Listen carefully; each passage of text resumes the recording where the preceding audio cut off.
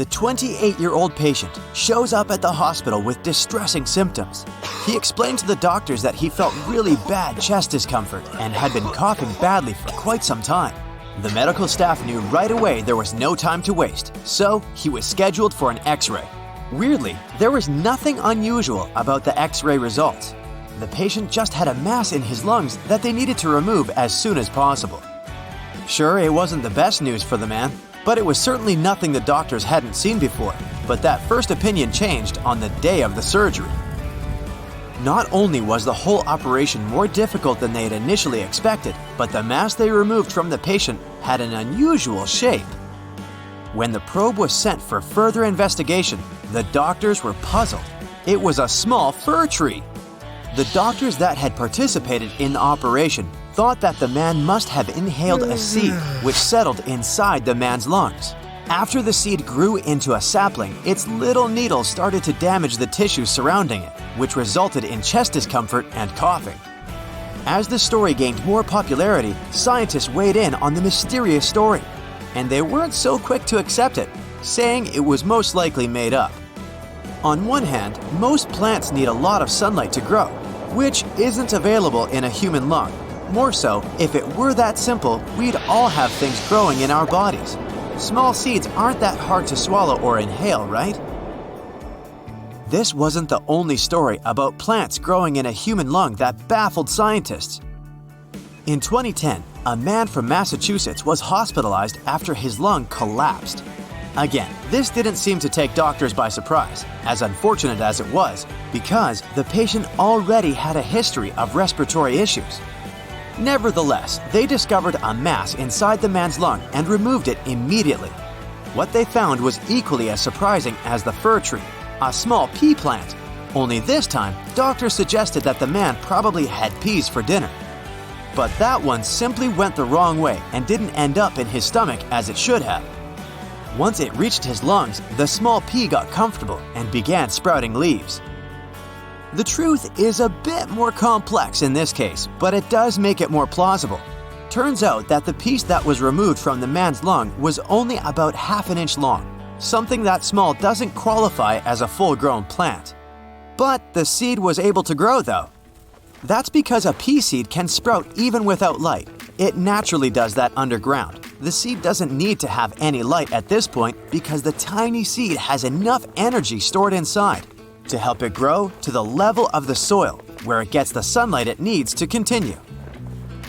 Because of their relationship with the sun, plants are called autotrophs, or organisms that use exposure to light to feed themselves. A lot of us think that plants get their daily menu from the soil we place them in, but that's not feeding them. Plants need sunlight, water, and the gases in the air to produce glucose, the substance they use for food. This whole process is called photosynthesis and is performed by all plants, algae, and even a bunch of microorganisms, like the purple sulfur bacteria.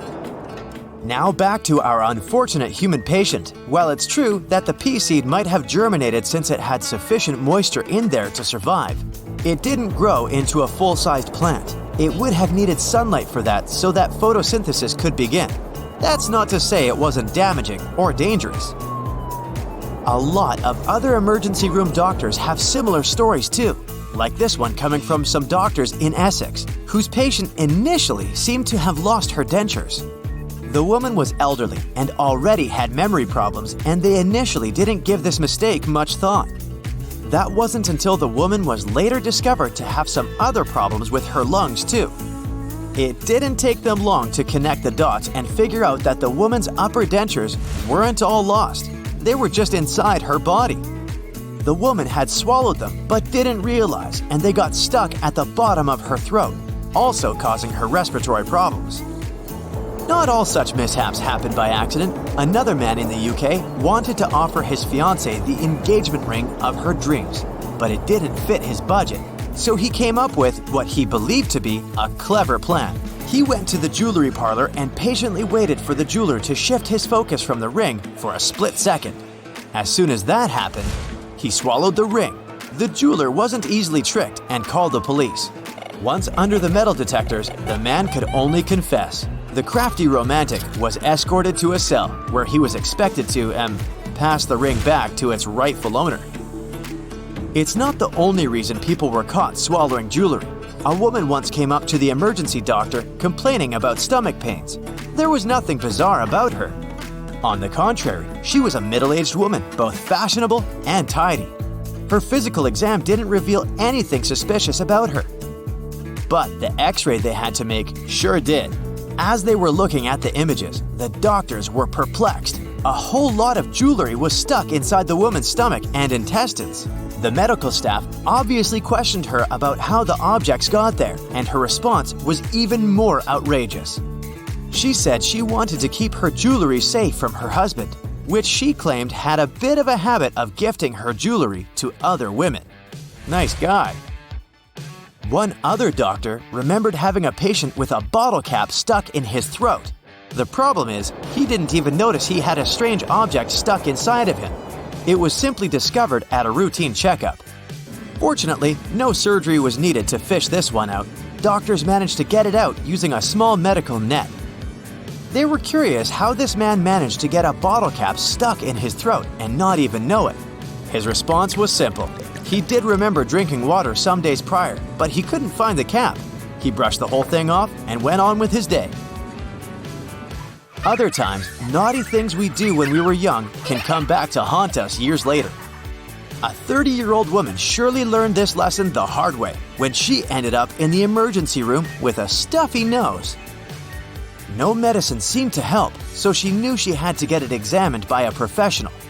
Once the doctors had a look, they realized she had some inflamed tissue up her nose and something that resembled a foreign object. It also looked like that object had been there for quite some time. They couldn't figure out what it was, so she was immediately taken to the operating room. What the surgeons removed was then taken to be further investigated, and it turned out to be some sort of material resembling paper. After they questioned her, the woman did remember having stuffed some paper in her nose when she was little, but was just as surprised as the doctors that the small piece had stayed there up her nose for over 20 years. Some extractions of foreign objects are more complicated than others. A kid ended up at the emergency room after he stuffed his brother's plastic construction toy up his nose. As the doctors were trying to carefully remove it, the kid coughed, and the toy went down his throat and into his stomach. Both the doctors and the kid's family patiently waited for the boy to pass the toy out to the final destination. That's probably because the kid wanted to give it back to his brother. But it's probably okay for the kid to keep it. That's it for today. So hey, if you pacified your curiosity, then give the video a like and share it with your friends. Or if you want more, just click on these videos and stay on the bright side.